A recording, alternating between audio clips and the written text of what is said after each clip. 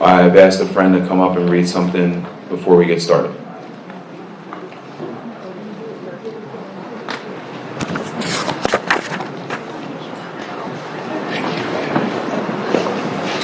Thank you, Teddy. Hi, everybody. My name is Mark. I am an alcoholic. This is step 3. This is the how and why of it. First of all, we had to quit playing God. It didn't work. Next, we decided that hereafter in this drama of life, God was going to be our director. He is the principal. We are his agents. He is the father. We are his children. Most good ideas are simple, and this concept was the keystone of the new and triumphant arch through which we passed to freedom. When we sincerely took such a position, all sorts of remarkable things followed. We had a new employer. Being all-powerful, he provided what we needed if we kept close to him and performed his work well. Established on such footing, we became less and less interested in ourselves, our little plans and designs. More and more, we became interested in seeing what we could contribute to life. As we felt new power flow in, as we enjoyed peace of mind, as we discovered we could face life successfully, as we became conscious of his presence, we began to lose our fear of today, tomorrow, or the hereafter. We were reborn. This is from chapter 5 of How It Works. Thank you.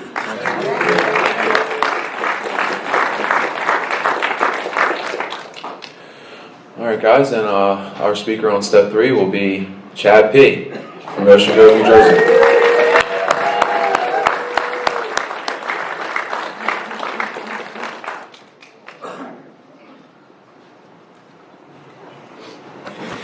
Speaking of self-will, let's rearrange the podium. Oh, that's recording. Be careful. Okay. My name's Chad Payne. I'm alcoholic. Sober since April the 2nd of 2003. I've got a home group designed for living. We meet up in Neptune, New Jersey on Sunday nights. Teddy, thanks for having me, buddy. This is fun. It's an honor to get to be here, especially with this crowd, with this enthusiasm, with these other speakers. It's really cool. There you are. God, Eric, that was great. I feel the same when you talked about last night's speakers, and I feel the same, buddy. I feel the same after you two this morning. And Steve, God, had me bawling back there talking about Charlie and Katie. I know I must be crying more than I think because Julie keeps patting me on the leg. It's okay.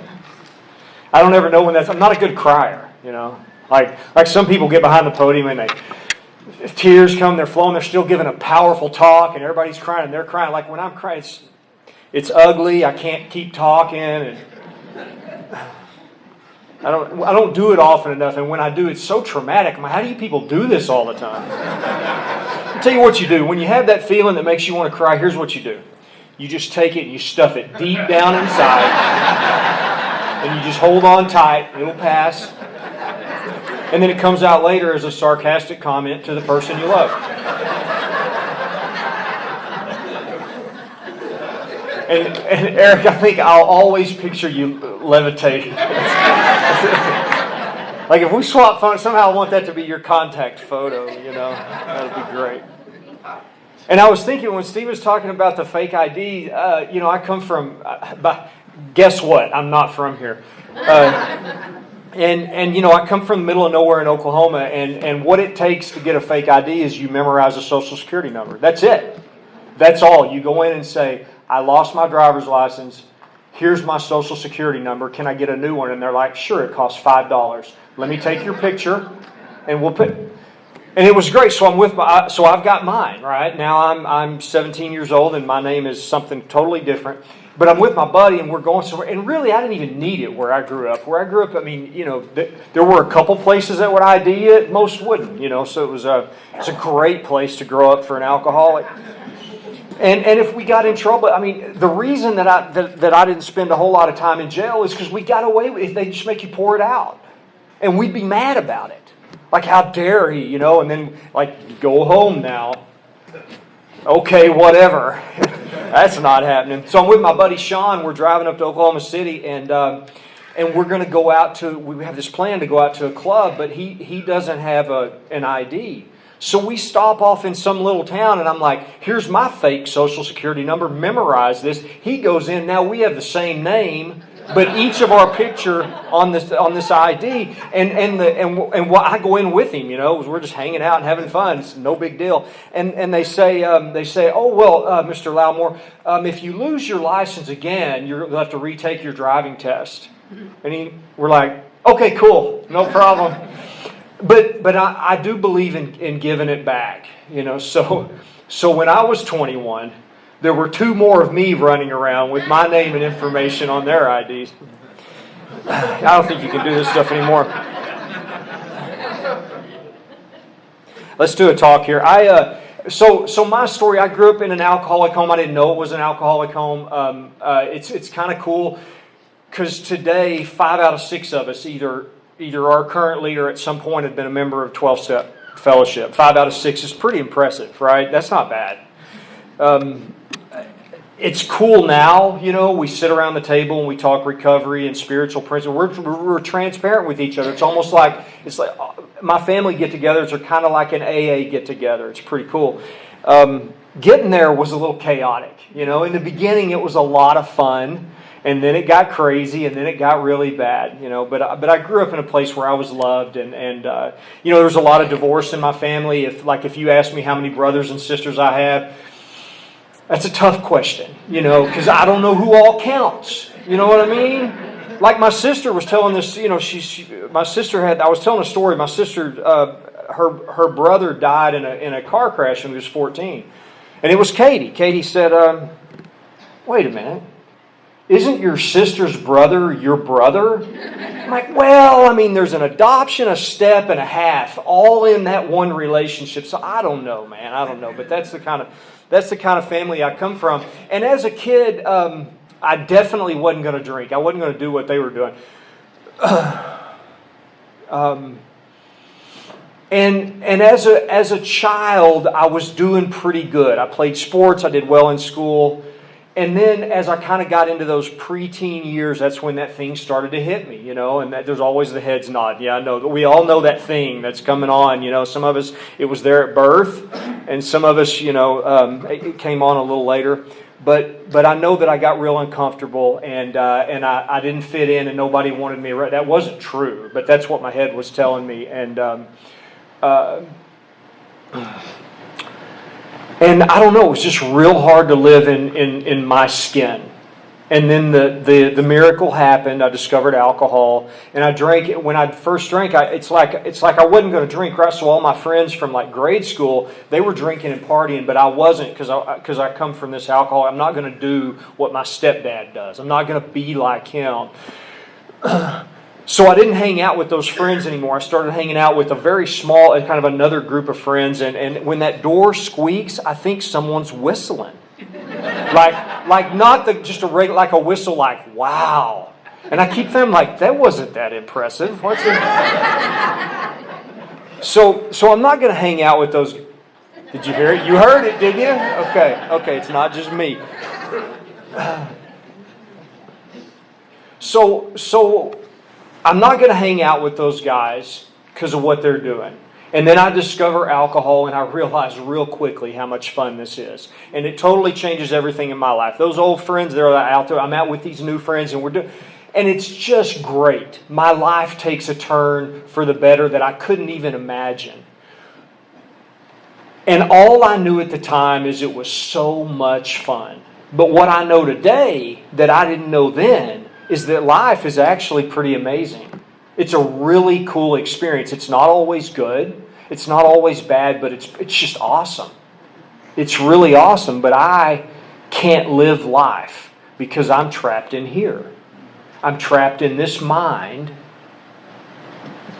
and it's this voice is talking to me all the time, and there's so much regret about what I've done in the past, and so much worry about what the future holds, and I'm never right here, right now with you. And I can't be a part of you because my head tells me that I don't fit in and you really don't want me here. And I just can't experience life. So that's all alcohol did. It just allowed me to get out of my head and be present and experience life. That's all it did. But what it felt like to me is, wow, this is amazing. And it was great, you know. And then the consequences started. You know, it wasn't that bad. If I flunked out of college, no big deal, you know, and moved back, and, you know, things were... And then the consequences got worse and worse over time. But the interesting thing about it is that's not really what makes me alcoholic. There are a lot of people that are really uncomfortable and then they drink some and then they feel a lot better. So what is it that makes me alcoholic? I'll tell you what it is. I leave the house. I look back and I say, I'll be back in 20 minutes. And I'm telling the truth. And then on that 20-minute trip to go grab a bite to eat, I stop in at a friend's house.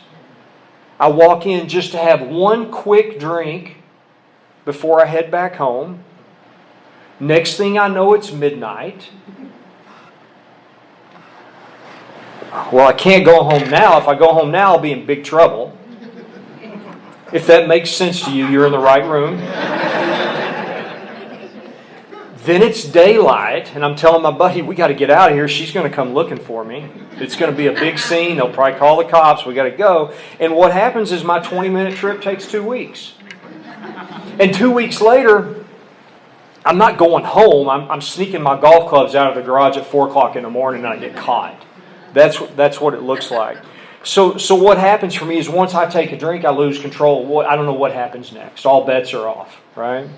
And I had my first surrender to alcohol a few years before I got sober, and I had a bad wreck. I ran off the side of the road, broke a bunch of bones, and I was in the hospital for a while. This big dysfunctional family of mine showed up. You know, I pushed them out of my lives, but they showed up. They showed up for me because they loved me, and I had that big surrender to alcohol. And see if this surrender to alcohol sounds familiar to you. Here's what this surrender was. I looked my family in the eye. I remember looking, I'll never forget looking my dad in the eye. And he's crying, and I'd never seen that before, and it was really uncomfortable.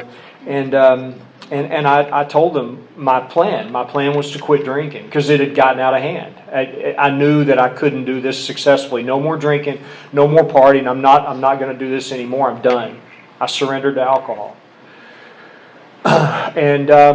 And I got out of the hospital. I'm on a walker. My jaws are wired shut. I'm talking like this, and I lasted 2 days. 2 days later, I'm staying out all night, drinking and partying again on a walker with my jaws wired shut, and stitches and staples all over me and all that stuff.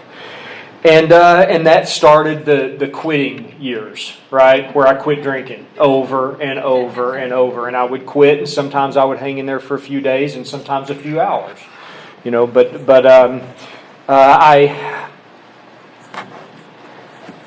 it's just like it was said this morning. I don't have to say another word about it. What makes me alcoholic? I lose control once I start to drink, and then when I quit, I start back again. And the whole time, I'm convinced that I made a decision to drink again.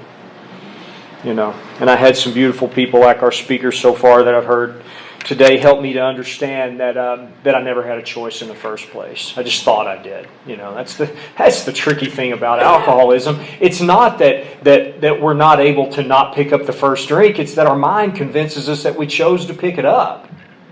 That's the real insanity. So, my mom's the Al-Anon of the family. She organized an intervention. Anybody in here ever been part of an intervention? Anybody done that? Oh, they suck, man. Whew. They're really hard to do. You know, they're tough. And you know, she tricked me. She told me that I had a paycheck to come pick up. I hadn't had a job in like 2 years, but just on the chance that there might be some money there for me, like I really needed it, you know. It's in a bad way. So I show up, and intervention's tough, you know. People, when you come from a family like I come from, there are people that don't even want to be around each other, but they come together for me to try to save my life, right? They come together, they travel, they're so angry at me that like they want to kill me, and they're trying to save my life. And they don't even know. Interventions are hard. And they're sitting around in these folding chairs in this room when I walk in, and the first thought that I have when I see them all sitting in a circle is, how could they do this to me? So I have a quiz question for you. Do you think that level of self-centeredness goes away because you take the alcohol away from me? You know what's crazy? It actually gets worse. It does. It actually gets worse. When I'm drinking, I don't even really care that much. But when I'm sober, by God, this really needs to go my way. I went to this little treatment center, and it's funny, they had a bed for me. It wasn't really for me, it was for my brother. They had an intervention for him, and he walked right out. He was like, oh, hell no. So they're like, well, we got a bed, we might as well try Chad, you know.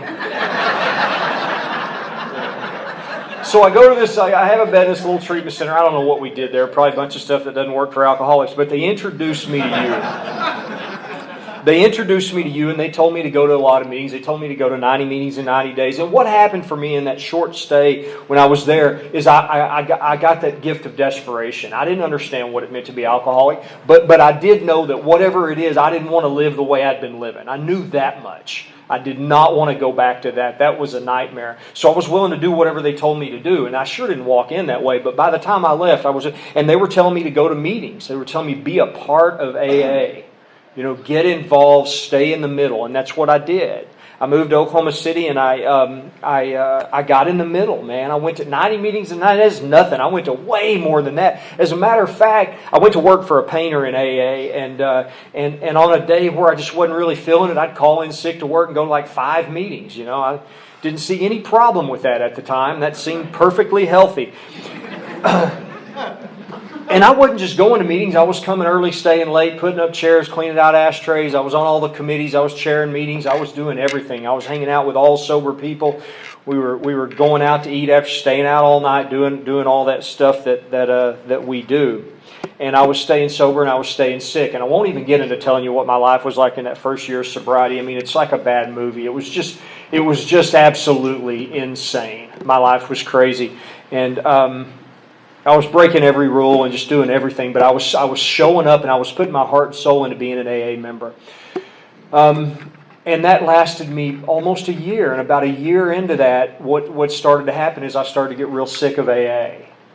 And I'm like you, you know, Steve. I think I heard you say that, you know, it's a blessing to walk in and like be happy to be a part of this, you know. And I was, but I started to get real sick of it. And, you know, it was like, oh, God, here goes this guy again. Please don't call on him. Please. Oh, no, the divorce. God, you know.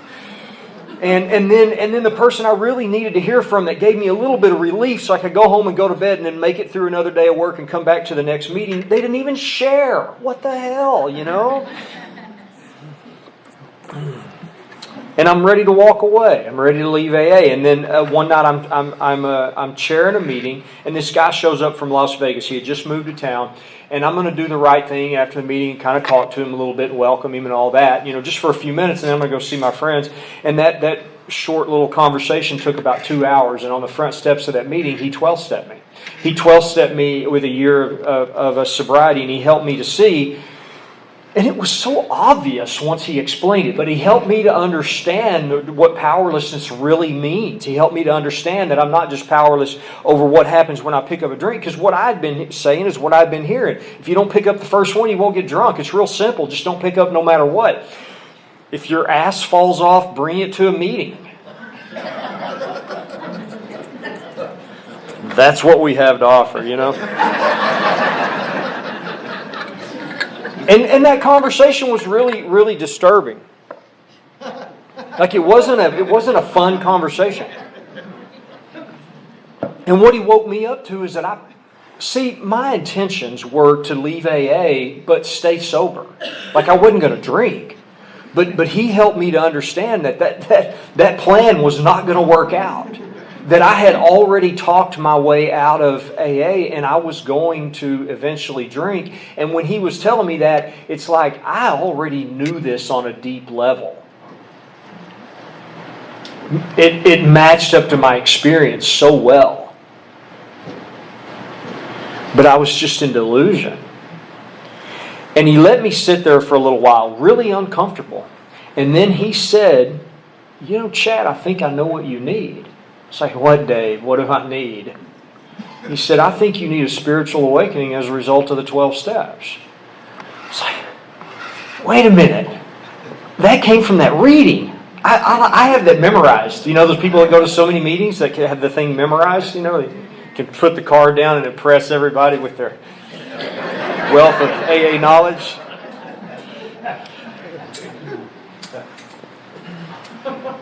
And we did, man. We worked the steps, and it was tough for me at first because I'm agnostic. I'm atheist. I came in atheist. I always say agnostic. It was really more atheist. Like I thought all spiritual things were completely ridiculous. Any of it, Jesus, meditation, any of it, I thought it was no different than Santa Claus. It was all just, you got to be kidding me. Come on. Really, God? There's no God up there. That's really how I felt about it. You guys can talk about it. I can tolerate that. If you want to talk about it, that's fine. But I know what's really going on here. We're doing this ourselves. And that's how it was when I was a kid, man. I was in church. Mom would take us to church on holidays and when she felt guilty. And I would sit there, and I would look around the room and I would think, my God, you guys believe this stuff. Like, I'm 9 and I know this isn't true. And that was the conception I brought into AA. That's exactly it. But I had something really special going for me. Now, I didn't know it at the time, but I had something really special. I understood that if I didn't do what I was told, I was going to go back to the way I'd been living. I was clear on that. And step 1 drove me through step 2. Because here's the deal. I had a big step 2 problem, big problem with God. And I sponsor guys all the time that have a step 2 problem. And I always tell them the same thing. Got a step 2 problem? Great. Welcome to AA. You're going to be a good fit. So do we. But if you've got a step 2 problem that keeps you from doing the rest of the steps, it's actually a step 1 problem. Because that's what makes all the difference and propels us into the rest of this. So we worked the steps and I had an experience with a God I didn't believe in. 20 years later, sometimes I still struggle with the belief. But I'm clear on something now. I'm clear that when it comes to alcohol, I can't trust my thinking. When it comes to God, I can't trust my thinking. Because my thinking just can't grasp that level of power. I was talking to a guy the other day. It's like, to be 100%, I'm not sharing this in every meeting, but to 100% honest with you, my mind tells me I could probably drink a beer and get away with it. But what I know is that my thinking is not what I need to listen to when it comes to alcohol. That's not to say I can't ever listen to my thinking. But when it comes to alcohol and when it comes to God, that can't be the ultimate authority.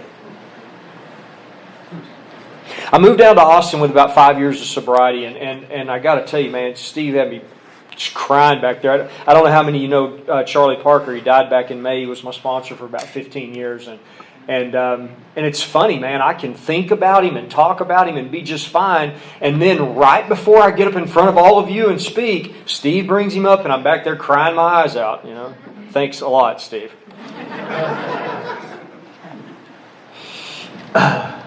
I get down there to Austin. I had no idea what I was getting into. I didn't want to move there. I was a victim for having to move there because my friends and my fellowship were in Oklahoma City. So I moved down to Austin because my daughter and her mother and stepdad moved down there, and I'm going to go down there and try to help out and raise her. And my sponsor at the time thought that would be the selfless thing to do. I didn't. He did.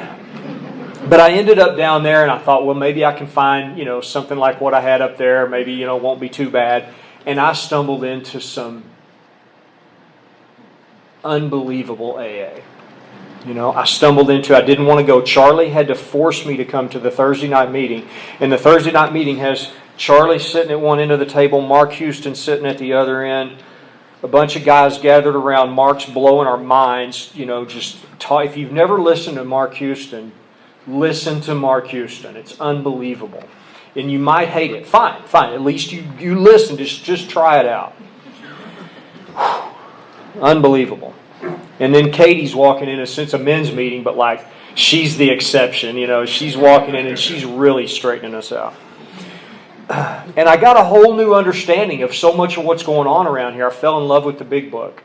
And I just want to cover a couple little things that I learned, and then maybe I'll get into the material I'm supposed to be covering. So, one thing that I learned, which is such a gift, it's such a gift that I've been able to give away so many times, and it's actually the greatest gift that I have to give. And you know what that is? That's using my experience combined with a systematic explanation of what it means to be alcoholic. And if I can carry that message to somebody and tell them what this physical allergy is, this alcohol problem, what this mental condition, this obsession, this powerlessness over the first thing, and then this spiritual malady, and put all that together and use my experience to explain that to another guy, I've just given someone who's a real alcoholic the greatest gift they'll ever receive. You know, it was definitely the greatest gift I ever received. I learned about the strict spiritual disciplines of steps 10 and 11. At one point I'm like, Mark, they don't sound that appealing when you call them strict spiritual disciplines. You realize you're talking to alcoholics. And that's exactly what it is. And I learned about going deep and staying consistent with this stuff, and it changed my life for sure. To really say, okay, I'm going to be about prayer and meditation. I'm going to really learn how to do this stuff and get good at it. It's actually possible. I thought that was, you can't get good at that. You can get good at playing the piano or golf, but you know, you can get good at spiritual practice through repetition. I learned about going deep in the inventory. There are some of you, and you're probably in this room, who come into AA, done, bad drinking problem, and you get a sponsor, and you work the steps, and you have a powerful spiritual awakening, and you get married, and you have babies, and buy a house, and help others, and live a very happy life in sobriety. And then there's the rest of us.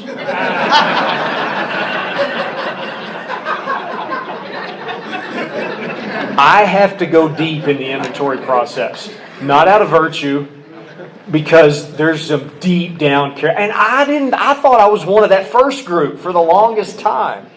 And then I got into a relationship. And then I got, all this other stuff started trying to help raise my kid. All this life comes in. It's like, okay, I'm not one of those. I have the darkness. The darkness is in this one for sure.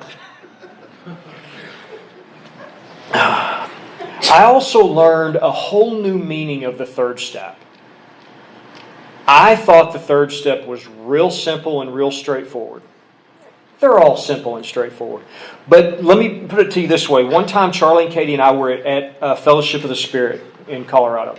And we're doing Charlie and I are doing a panel. Katie's a speaker. And Charlie's panel was on step 3. And there were 4 people on the panel. And we overheard one of the speakers say, how do you talk for 10 to 15 minutes on the third step? It's just a prayer. And I get that. I understand that. That's all I knew. When I showed up down there in Austin, it was a decision and a prayer. It was real simple. Is there a God? Sure. Okay, I'm turning my will and my life, and let's move on and write inventory.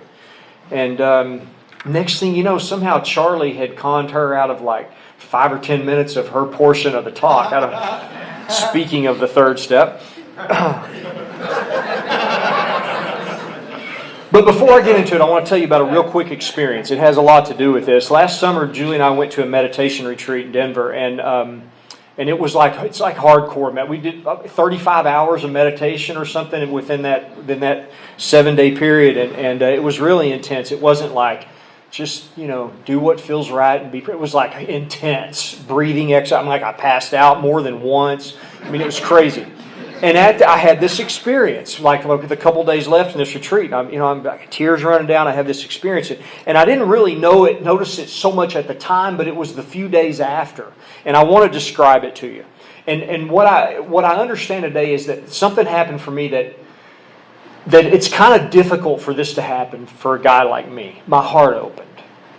My heart opened up wide, and I was experiencing love. But not at somebody or from somebody, just love. I was experiencing gratitude for nothing. Just grateful. What are you grateful for? I'm just grateful. You know, I was fully present. There was no like regrets or worries. I was right here in the moment. But this is really crazy. There were 1,900 people at this meditation retreat. And meditation retreats are kind of like AA, you know. It attracts some weird people. Don't tell anybody in AA I said that. 1,900 people walking around this hotel, and I had no judgment against any of them. None of them were walking too slow. None of them were in my way. Everybody was just fine. Now, that may not be a big deal to you. That's huge for me. I am hyper aware of every mistake everyone makes. I had this enthusiasm for life for no reason. And there's this thing I've read about in spiritual literature. It's called wholeness. I never really understood it. I learned what it meant there. And the best way I can describe it is I felt whole. There was nothing wrong. I didn't need anything. That's where self-will comes from. I need so much. I'm very needy. I need everything to be a certain way. I didn't need anything. Everything was fine. My mind didn't really have anything to think about. And I actually started having all these thoughts of like what I could do to help others. Just out of nowhere. Like I didn't have to force it, you know. I didn't have to 10th step my way into turning my thoughts to others. It was just happening. I was thinking about all this new stuff I'm going to do with my sponsees. I'm going to start this thread on WhatsApp. We're going to do a monthly meeting. I'm just having all these thoughts that were just coming up. It was really cool. And I also knew at the time, I knew that it wasn't going to last. It was a spiritual experience, not a spiritual awakening. There's a difference. I'm just making this up. This is my definition of these terms. A spiritual experience is something that comes on really suddenly, right? And then fades over time. I think that's what Bill had, right? He had this experience in the hospital. 6 months later, he's at the Mayflower Hotel wanting to go in the bar and get a drink. And he has to find somebody to work with, right? And so I knew this thing was going to fade. And I also knew that right then, I'm making a new commitment, and that commitment is I'm going to do whatever I have to do to remove whatever's blocking me from being this way all the time. And that was the big question. The big question is, why am I not like this all the time? Why am I not wide open all the time? And that's what the third step's really about. It's my introduction to what keeps me from being like I was just describing all the time. I'm blocked. I'm blocked. That's what I find out in step 3. In step 1, I've got a fatal progressive illness. It's a hopeless case. There's nothing I can do about it. It's going to kill me. And it's going to get worse till it kills me, you know. In step 2, I find out there is a solution. It's this spiritual awakening. And in step 3, I find out, and sorry, you can't have one. See, we were having a conversation around the table one night, and I had just started sponsoring a whole bunch of new guys. Because when I got down to Austin, they challenged, they're like 1 or 2 sponsees with 5 years is the most you've ever sponsored. Because up till that point, up till I got to Austin, the most I'd ever sponsored was 0, 1, or 2 at a time. That's it, ever. And you know, I'm not dogging anybody if that's what you do, but what they told me when I got there, it was Katie. She challenged me with this. She said, at 5 years, you got to have 10. And I remember inside I had this like, by God, next time you ask me how many sponsees I have, it will be 10 or more. And I went on a mission, man. I went on a mission to find them 100% ego-driven. But thank God for it, because it changed my life. You know, once I had a slew of sponsees, everything changed. Everything changed. I'm not calling Charlie going, oh my God, it's been 3 days and she didn't text me back. You know, I'm calling Charlie saying, I got this guy and I don't know what to do with him. He's got to go back home and his wife drinks it. And now I'm others focused rather than Chad focused. Yeah, my ego got me there. But what happened was this really crazy thing where I started like caring about these guys, like genuinely. If that seems weird to you, you're in the right room. It was weird to me. So what I find out then in this third step, I know what I was going to tell you. We're sitting around the table, and I'm working with all these new guys, and I'm taking them through the third step, just like they took me through the third step. I'm talking about selfishness and self-centeredness and victim of the delusion, and self-seeker when trying to be kind, all this stuff, right? I'm hitting them with all it, and then I'll get this question. Yep, Chad, excuse me. What's this got to do with drinking? I'm like, I don't know. Because nobody's coming to me saying, my God, can you please help me? I'm so self-centered. They're coming to me saying, I can't quit drinking. Please help me. Okay. So I got to ask the guys at the table. I asked the guys one night, Ernie's there, and he said, it doesn't. It has this whole cell. It has nothing to do with drinking. God. And then it hit me. Yeah, it has nothing to do with drinking, but it has everything to do with a spiritual awakening. And that's the only solution that an alcoholic has to this drinking problem. And here's what it has to do with a spiritual awakening. When I'm living on the basis of self-will, I can't experience God. I'm blocked. And that's what blocks me. It's me arranging my life to suit me. It's me managing my life.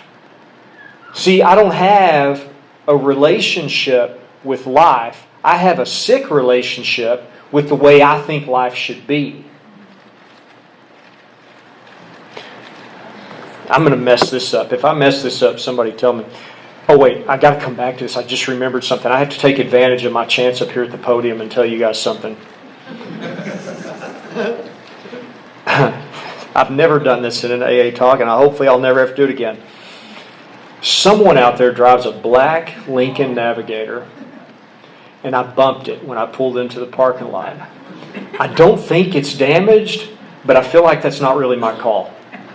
So whoever drives a black Lincoln Navigator, please come talk to me at some point, and let's see if I hurt your car and make sure it's okay. Okay, let's move back to the third step.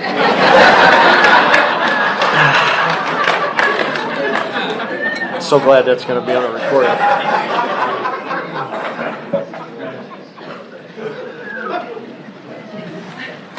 Buddha said something like, there's suffering in life, there's suffering in life. Life is suffering. And then the next thing the Buddha said was something like, the cause of suffering is desire. Or better yet, maybe preference. Or something like that, right? And here's the way I look at it now.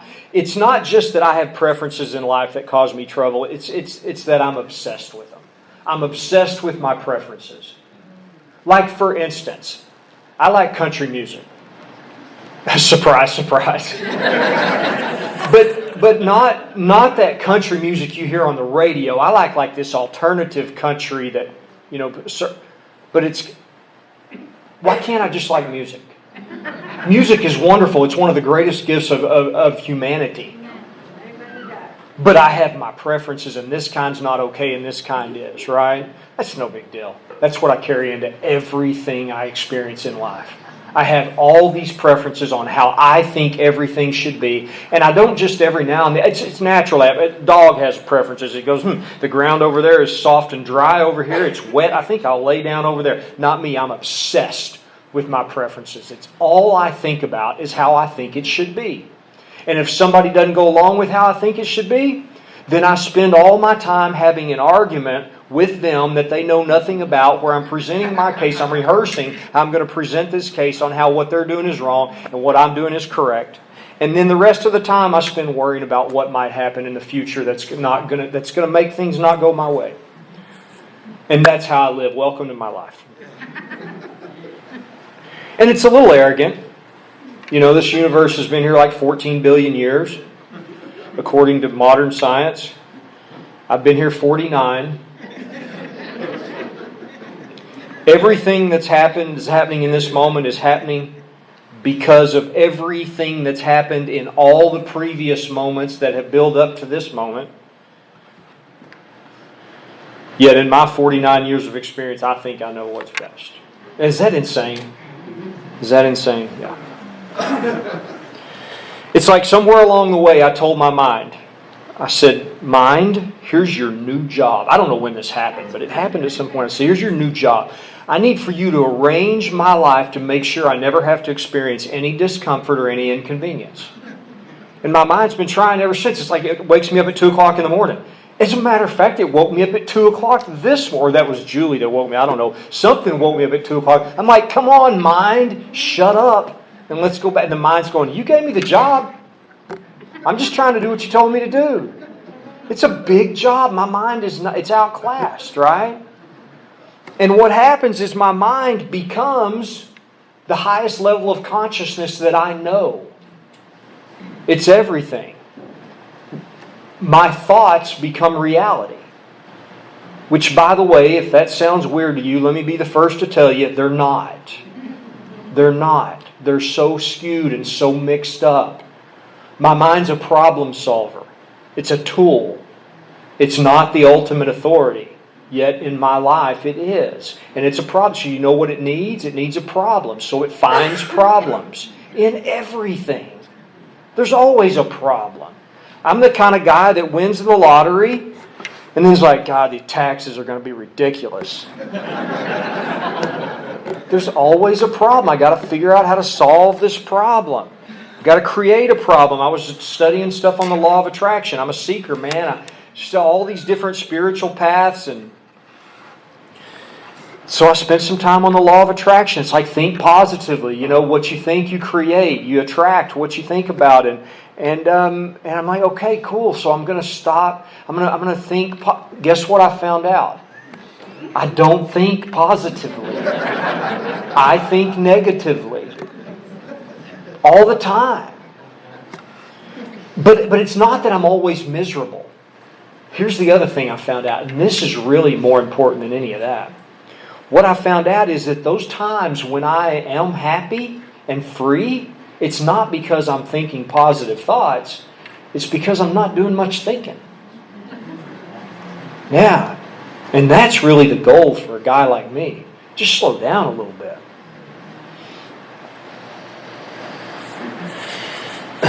So what I do is I spend my life, I'm the actor trying to run the whole show. I'm playing director. I don't know how this is all supposed to go. I don't understand any of it, yet I think I do. So I'm trying to arrange everything to suit me. And one of the ways that I do that in more than anything that's come to light over the last few years is like I've created an identity on who I think I have to be for me to be okay.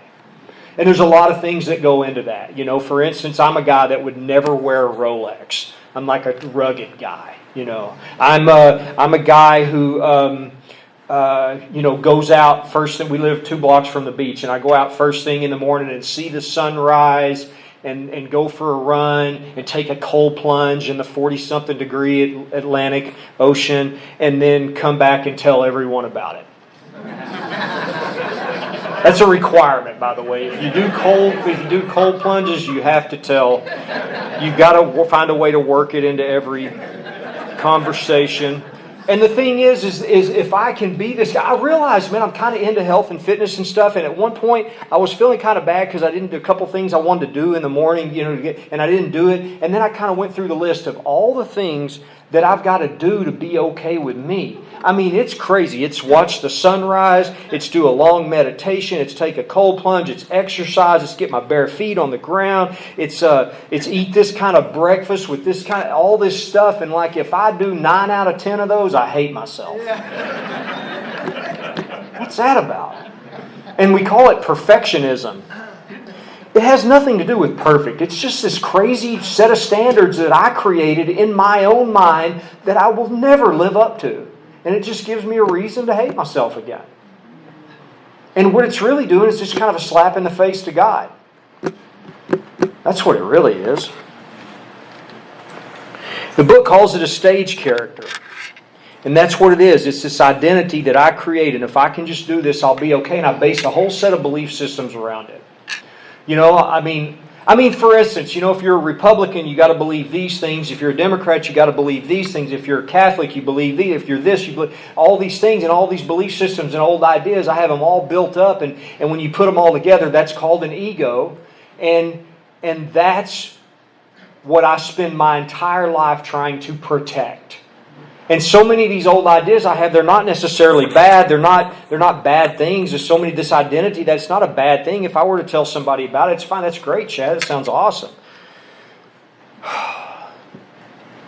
But where it gets me in trouble is then I judge you for not being that, and I judge me for not living up to it, and I shut God completely out of my life, and there's no ability to be open and have any kind of a new experience. So as I go through this process of arranging life to suit me, the book tells me that I'm a victim. It says, finally.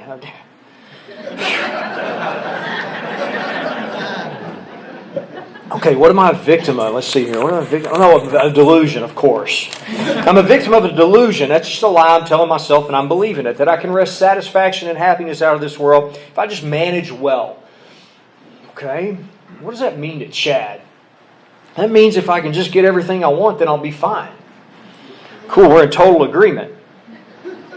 Except it says that I'm a victim of that delusion. And I don't really understand that. Because, of course, if I could just get everything I want, then I'd be okay. That makes perfect sense to me. But there's two possible scenarios. Scenario one, I don't get everything I want, and then I'm not okay. That's no way to live. Because it happens a lot. I want a lot. Scenario two, I do get what I want. And now I'm great. For about 10 minutes. And now I need something else. And that's kind of what I live with. Right? Living under this delusion. And it's not wrong. It's just backwards. I'm living outside in.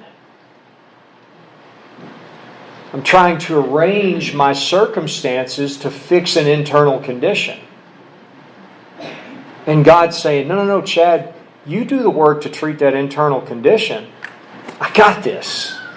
And what I find out is that my external circumstances are always a reflection of my internal condition. I didn't know that.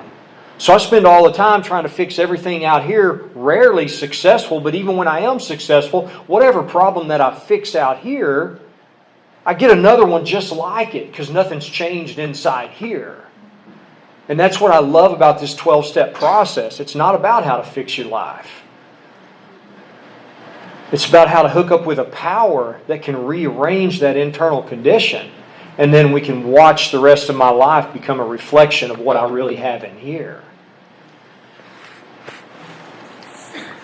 I remember the first time I was reading page 62 with a couple of guys, and I was like, man, this really hits home. And this selfishness and self-centeredness, that we think is the root of our troubles. And the best way I can tell you what troubles means to me is it's just stress.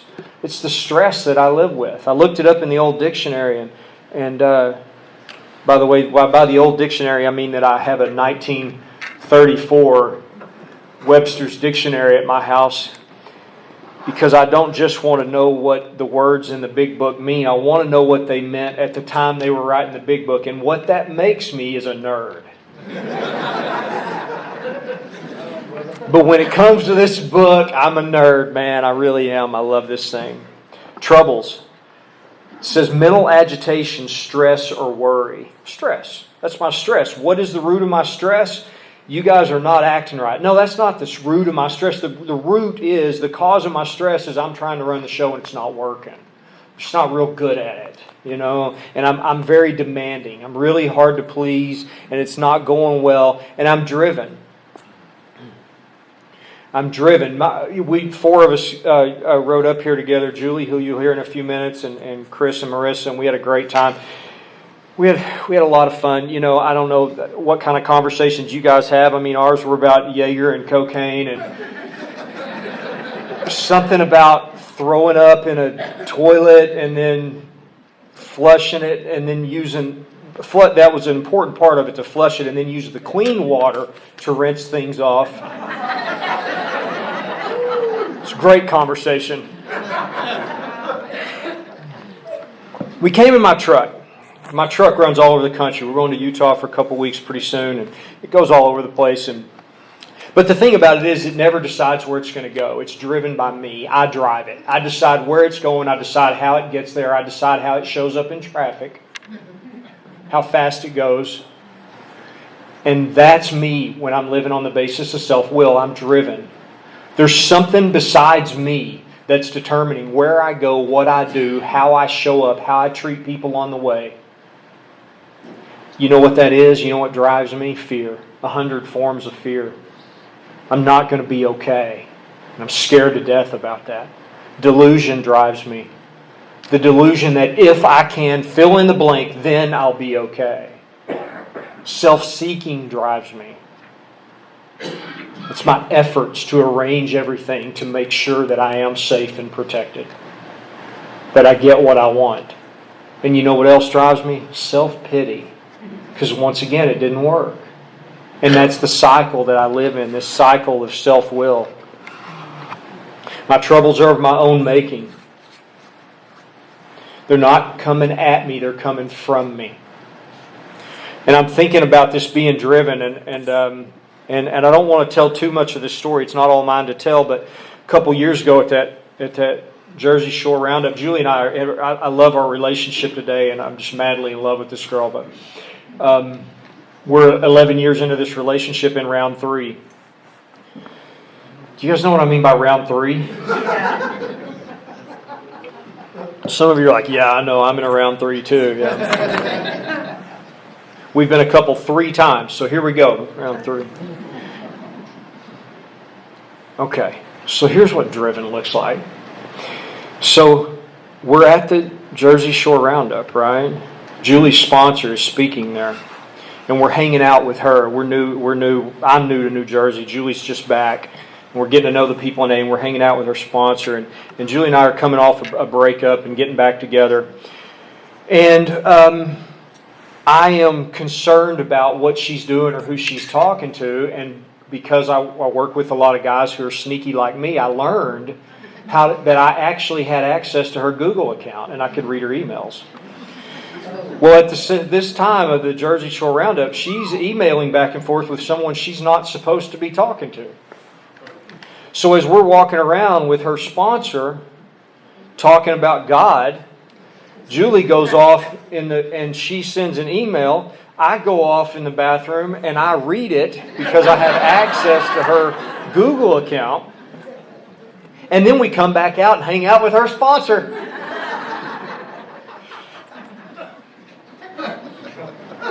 That's driven. And guess who I'm telling about it? Nobody. No, I'm not telling Charlie about this. I'm not telling anybody about it. I have to know. I'm not going to do it forever, just until I get enough information. Once I have enough information, I can make a good sound decision, and then I'll stop this bad behavior. It doesn't work that way. It doesn't work that way. I had to come clean. I had to get honest about it. I had to write the inventory. I had to go face her and tell her what I'd been doing, and tell the truth. And the craziest thing is after that, I had no more information than I had from the start, and I was okay. I wasn't happy about the situation, but I was okay.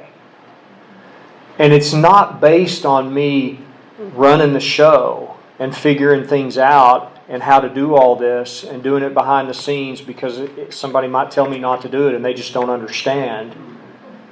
It was based on a surrender, which is always the solution here. It's always the solution.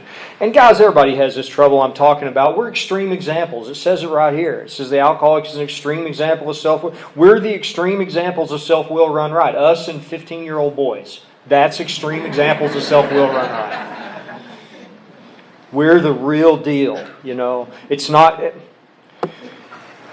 Why is this even important? You know, and there's a couple lines I want to pull out of the book here. In Bill's story, Ebby's been to the hospital working with him, and he tells him, he says, my friend promised when these things were done, I would enter upon a new relationship with my Creator. I want that. That's cool. I would have the elements of a way of living which answered all my problems. I really want that because I have a lot of problems, and they're pretty overwhelming. Over on the next page, it says simple but not easy. A price had to be paid. Okay, so I got to pay a price. There's a price I have to pay to have a new relationship with my Creator. There's a price I have to pay to have the elements of a way of living which will solve all my problems. It meant destruction of self-centeredness. I didn't know that self-centeredness and God were so related to each other. Over here on page 62, it says, above everything, we alcoholics must stop drinking. No, that's not what it says. That's how Charlie read it to me. He goes, above everything, we alcoholics must stop drinking vodka. I'm like, that's not what it says. He goes, I'm just making sure you're paying attention. Here's the interesting thing, though. Here's also what it does not say. It does not say above everything, we alcoholics must find God. Now, that one really throws me for a loop, because that's what I hear in meetings, right? The most important thing you've got to do as an alcoholic is have a spiritual awakening. You've got to find God. Develop a relationship with God, however many different ways you want to say it. But this says above everything, we alcoholics must be rid of this selfishness. This is not a program of doing anything, it's a program of undoing. It's that I've got to get free of what makes me so driven by self-will. I've got to get free of these blocks. And as I get free of self-will, as self-will goes down, God consciousness goes up regardless of what I believe. That's the way to God. That's how we seek God in AA, is we get free of self. When I get free of self, then I go back to experiencing what I experienced at that retreat. And we've all experienced, all of us who have done this work and had this experience, we've experienced this. And then we get into sobriety and we start taking a really big interest in how our lives go, and we start to lose it. Even though our lives look good from the outside, we become very, very concerned with the details of our own lives. And I can just hear Mark Houston saying, the deal I made in the third step is where I go, who I'm with, and what I do is none of my business. Like, buddy, that's a tough one to live by. So I take an extreme interest in the business of my life.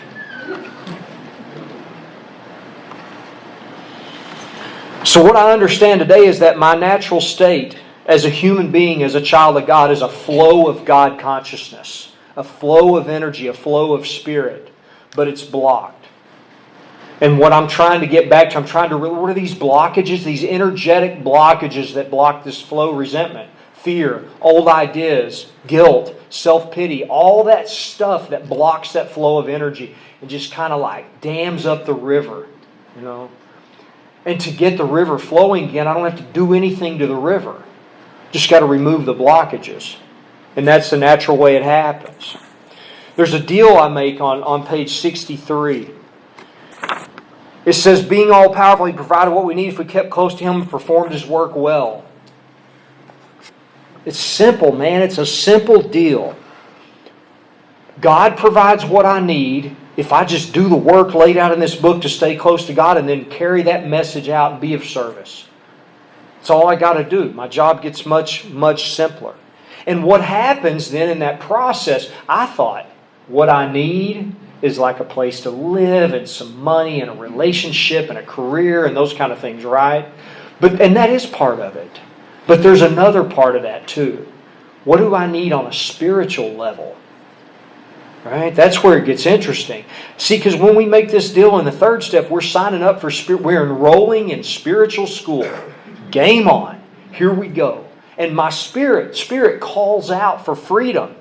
And spirit attracts opportunities in my life to get free.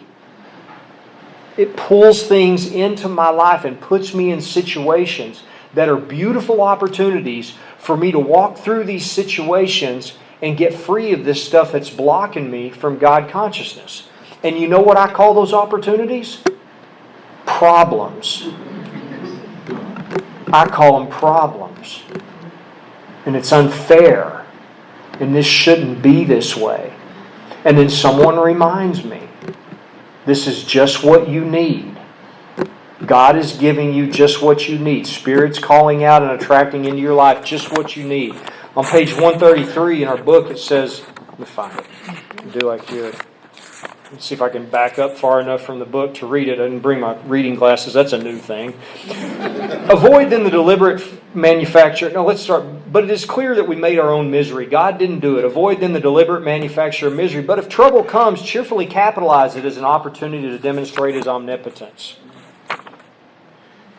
in the 3D world, these problems are things that need to be solved. In the fourth dimension, these are opportunities for growth. And I'm always faced with opportunities for growth. So let me wrap this up with this.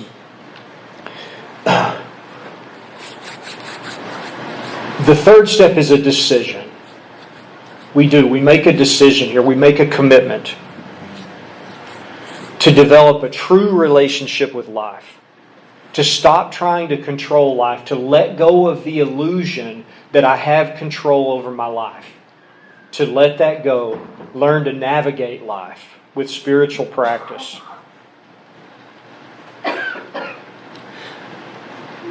The deal that I make is that I'm no longer in management. It's no longer my job to determine how my life goes. A few years ago, I started seeing a therapist. I'm not proud of it.